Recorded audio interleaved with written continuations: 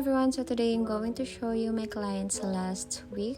So it's Monday to Thursday, and yes, preparing lang ako together with my partner. Alright, so ang first client ko is bago lang siya sa akin or bagong pagawa lang siya sa akin, and ang pinagawa niyang enhancement is soft gel extension. So right now, fina-file ko na and shape yung kanyang extension.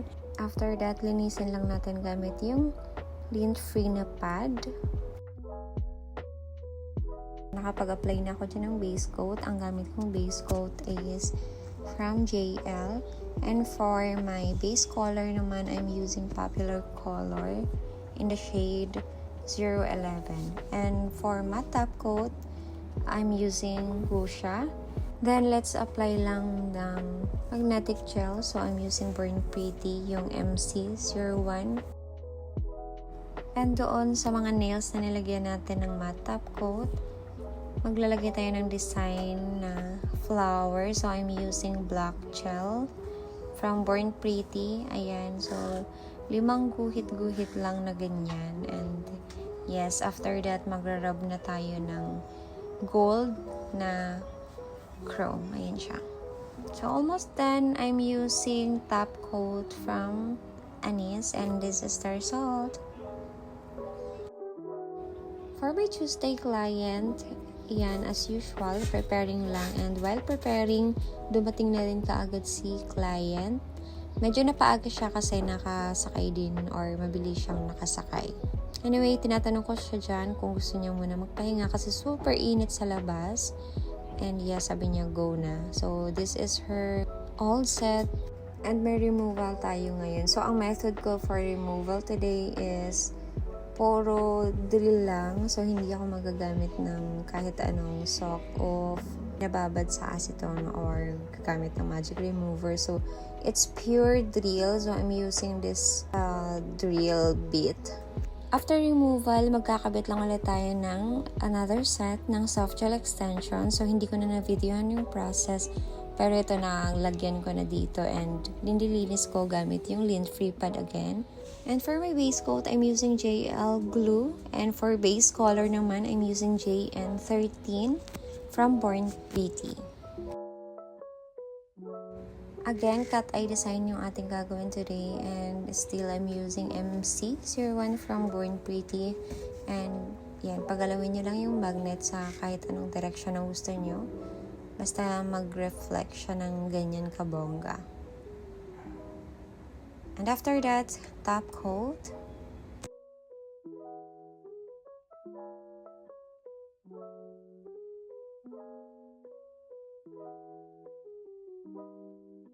I super love this top coat talaga kasi super shiny siya and nadagdagan niya yung pagka-shiny nung sa cat eye.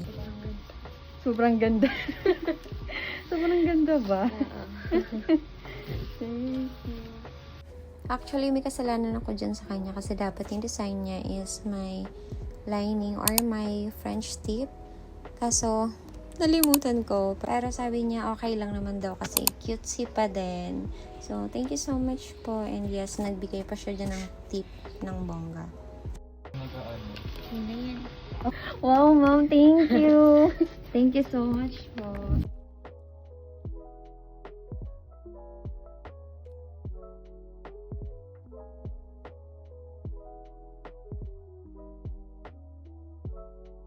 Habang nagninails nga ako, yung baby ko nasa taas. Watching lang siya. And for my next client, pang-apat niya na tong appointment sa akin. And there, meron silang chat time na dala sa akin. Thank you so much. And may removal siya today. So, hindi ko na-videohan yung process. Heads up lang. Hindi to buong video sa set na to. Kasi naubos ako ng storage. So, ayan na yung final result. Again, ito ulit kami nagpe-prepare bago dumating yung aming client. So, ang client ko for today is yung sister ng male client ko yesterday. Pangalawang appointment naman niya to sa akin, and with removal po siya ng all set niya, which is gawa ko din. So, proceed lang tayo sa blending ng kanyang soft gel extension. Of course, after blending, cutting and shaping na the nails sa desired niyang length. After cleaning nga ng nails niya ay nag-proceed na ako sa base coat. So, I'm using AS nail glue as a base coat. And for base color naman niya, I'm using JN from Born Pretty. I forgot the number pero let's see kung mailalagay ko siya dito sa screen. And yes, ito yung first coat ng base color natin. Habang nagni-nails nga kami is nag-order sila ng kikiam kasi nagtitinda sa baba yung tita ko. Ngayon maglagay naman tayo ng matte top coat para sa ating design na called French tip. So I'm using again Kusha na matte top coat. Super sulit na to and super ganda na to gamitin, swear. So, for the French tip design, sobrang thin lang. Hindi siya deep na French tip. Ganyan lang siya. Hindi rin siya classic. Super thin lang talaga siya. And kailangan pare-pareho sila ng sukat nung pagkanipis niya. And here naman naglalagay na ako ng chrome. It's gold chrome. Sobrang ganda ng chrome powder na to kasi kahit kunti lang yung kunin kong product is marami na siyang nalalagyan and makulay talaga siya. May pinadagdag nga pala si client dito sa kanyang ring finger. So yung design is sa French tip lang din banda. Pinadagdagan lang niya ng gold embossed. After ko nga i-cure ng 60 seconds, ayan na. Magra-rub na tayo ng chrome powder para sa gold design. And yes, that's the result. Diba super ganda nung top coat ko, wala talagang dumidikit. Kahit ano, wala talaga. Alam naman natin na sobrang bilis lang matanggal ng mga chrome design. So make sure lang na i-seal natin siya lagi.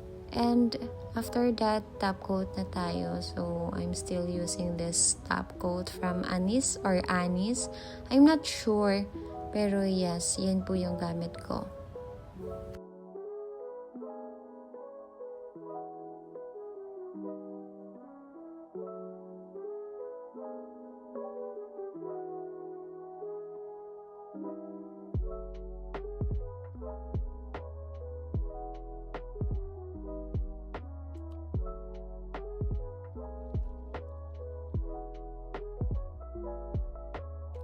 Thank you so much din pala sa client na to kasi pinagdalhan nila ako nitong April na strawberry and also yung mangoes. And after ng session namin, hindi muna sila umuwi kasi tinapos nila yung pinapanood naming My Future You. Super ganda nito, promise. Last client for this video and yan, usual prepping lang.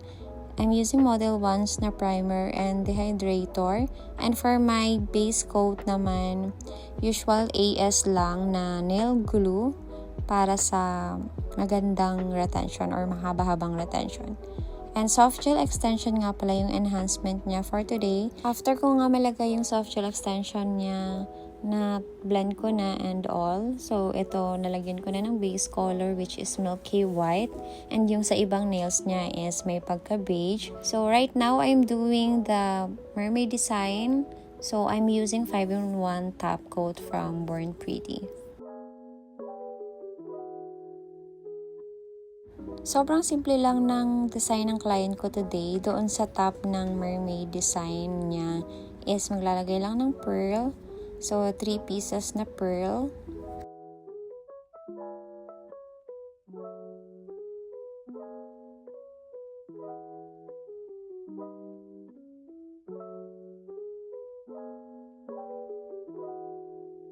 Ngayon ko lang na-realize na halos same sila ng mga design. May mga cat eye, may lining na ganito na chrome.